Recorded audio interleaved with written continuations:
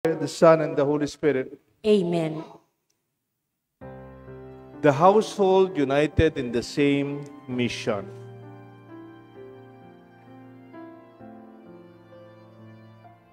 It's good that your household will be part of your mission. Ang tawag dyan, housekeeping. Minsan inisip natin yung housekeeping. Malinis dapat yung bahay. Areglado yung mga cabinet. Walang mga maruming lugar. Everything is kept well, no? That's physical housekeeping. But when you talk about the relationship, the support of the household, yung pamilya mismo, maganda yung relationship. They support each other. That is also called, in a way, housekeeping. Minsan nangyayari to, kulang yung ating housekeeping in terms of our people also. Pwede rin nating kumpara yung ating kasama sa trabaho, kasama sa ating mga household. Those who work with us. Bigyan kayo ng halimbawa po, Halimbawa, may kaibigan po akong dentista, taga Magalang. Sabi niya, Father, hirap. Kung yung kasama ko sa clinic, yung mismong araw na yon, sasabihin niya, mag-a-absent siya. May okasyon sa bahay, kaya may concern sila. Sasabihin niya daw sa doktora, Doktora, hindi po ko darating ngayong umaga. Mahirapan ako, Father, kasi ang hirap sa clinic kung wala yung aking assistant. No? I have to do it with somebody. Marami pa naman siyang pasyente, but the part of the household, yung team niya, dapat they have to do it together. Another one, example pa rin po, may kaibigan ako sa Clark, nag-apostolate din siya sa misa sa Clark. Ano naman po siya? Supplier siya ng food sa mga BPO. Kaya yung kanilang pagluluto, 24 hours. More than 200 daw yung pinapakain niya from one sitting. So, marami siyang cook, marami siyang nagluluto, marami siyang nagsiserve. Siya mismo yung namamalengke. Ang hirap, Father, pag yung mismong cook, yung chef, sasabihin niya sa'yo, mag-emergency leave ako. Biglang mawawala. Mahirapan ako noon, Father, kasi hindi pa ako matulog, ako pa rin magluluto. No? Kasi ngayon palang sinasabi, absent pala kayong araw na yun. Sana sabihin niya, a few days, para makapaghanap ako ng kapalit. Kaninang lunchtime lang, may binisita akong kaibigan. Meron siyang gas station sa Mexico, Pampanga. Yung asawa niya, nahirapan siya kasi daw, may ginagawa sa bahay, meron silang gas station, kaya lang yung kahera, nag-absent. Kaya sabi nung wife niya, Father, hirap.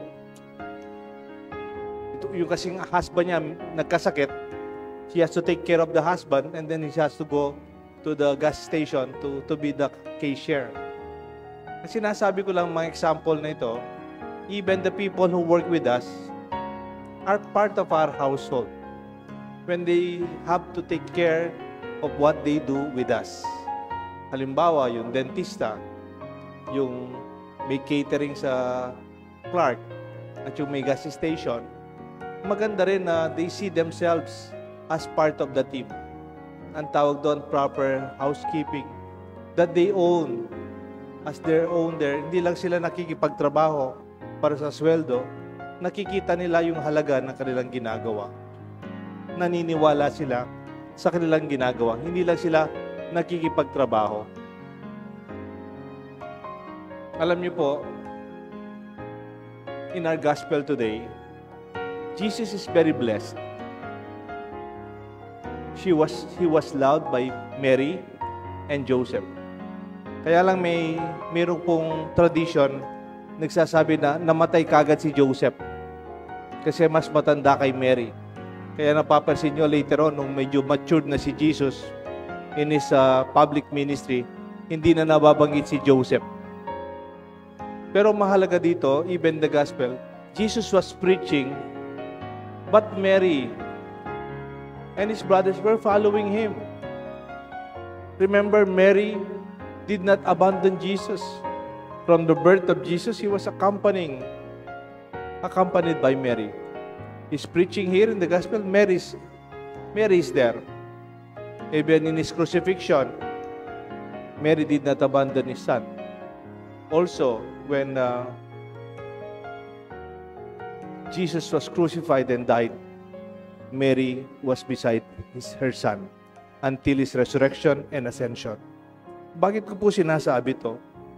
Sabi po ng isang theologian, pangalan niya Edward Skillibakes, a Dominican priest. Sabi niya, a Dominican living in a community is his first apostolate. Ang pinakamahalaga, sabi niya, ang pinakaunang apostolate mo, yung mabuhay ka sa inyong sariling komunidad. Another Dominican superior, ang pangalan niya Bruno Cadore, sabi po niya, we are not only together for mission, but being together is part of our mission. Mahalaga po yung pagsasama sa pamilya. Household is also doing the will of the Father. Who is my mother? Who are my brothers? Sabi ni Jesus, for whoever does the will of God is my brother and my sister and mother. Kaya nga po, pag nakikita natin ang relationship natin, beyond family ties, but for the same mission, nakakalakas ng loob po yan. Halimbawa, may anak kayo, may trabaho siya. Tapos sabihin mo sa anak mo, kung anong ginagawa mo, kasangga mo ako. Susuportahin kita. I will support you. That is beautiful. Halimbawa, dito may construction. Sana yung mga pamilya ng mga nagtatrabaho sa construction sa ating kumbento, they will also support the workers because it is a very beautiful project. Sabihin nila, sige, so panda kayo, magluto na kayo para matapos kagad yung kumbento. Magandang pagkagawa. We see that we're part of a bigger project together as a family. This is the experience of Jesus. Mary followed her son. Her faith in the will of the Father from the very beginning. Sabi ni Mary, your will be done according to your word. This shaped her life until the end, until she was assumed into heaven. Assumption is the fulfillment of the life of Mary. Kaya nga sinabi ni Jesus, hindi naman niya ini-insulto si Mary and his brothers and sisters. Sabi niya, who is mother to me? Who are brothers and sisters to me? Those who follow the will of the Father. Actually, Mary and his brothers, gusto sabihin dito, brothers, mga disciples niya po, they were following the will of the Father. Kaya, more than blood, sabi nga, blood makes us related, but love makes us family, and faith makes us a church. May repeat, blood makes us family, but blood makes us related, but love makes us family, and faith makes us the church. I feel very blessed with the family who loves me, not only as a person, but even my priesthood. Every Sunday po, nagsisimba dito yung nanay ko. 81 years old na po siya. May tungkod na po siya. Kasama po yung sister-in-law ko, yung uncle ko, na byudo na po, tapos yung mga 3 pamangkin ko. Sisimba po sila dyan. Every Sunday. Kahit malayo po yung Florida Blanca. Kahit pagod po silang nagkikater for the weekend, they will come. Alam niyo po, pagkatapos ng misa, pinagdadala ko ng malinis na damit. Ilalagay yung damit ko doon sa kwarto ko. Ako naman po, bilang magandang mabuting anak, papadalang ko po silang maduming damit. Yung sinuot ko for 1 week. Tapos po, pagdadala po ako ng nanay ko ng ulam. Anong gusto mong ulam? Pagluto na ka. Tapos idadala niya for 1 week yung supply ng comfort food. Tapos papadala ko naman nung empty canister, refill. I feel so supported by my mother and my family. They do not hinder my ministry. In fact, parati sinasabi ng manay ko, prioritize your parish and your parishioners.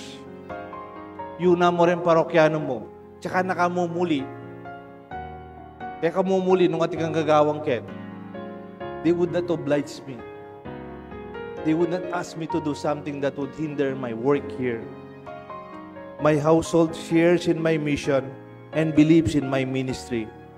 Together we share the same faith and work as one as we serve the church. Sana po our family would be our second support in whatever that we do. In that way, we celebrate this wonderful gift of a household united in the same mission.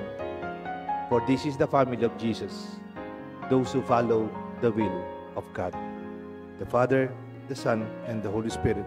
Amen.